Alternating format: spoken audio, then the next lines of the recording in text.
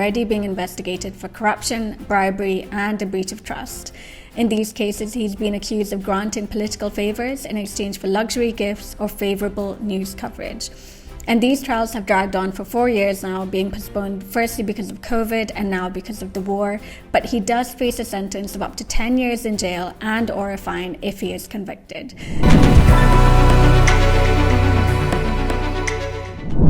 On October 7th, the day Hamas raided Israel, an Israeli general called up Benjamin Netanyahu, the Prime Minister, to tell him that members of the armed group were preparing to invade. Now, since then, an investigation has been launched regarding whether aides to the Prime Minister altered details about that call in the official transcripts and records of Netanyahu's activities that day.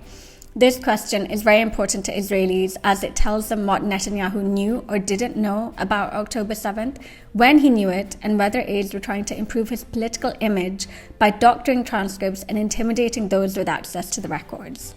Netanyahu has, of course, denied being briefed in advance about Hamas's invasion, and he also does not want an inquiry into the culpability of the Israeli leadership into the events of October 7th, lest they show his underhanded tactics in trying to distract from his failures. This is also apparently why Yoav Gallant was fired as defense minister from the cabinet last week, because he wanted that such an inquiry take place. Netanyahu's team is also accused of leaking documents to a German tabloid, trying to build opposition to a ceasefire in Gaza around the time where Israeli public was very much in favor of one in exchange for a hostage deal, which Netanyahu was not in favor of.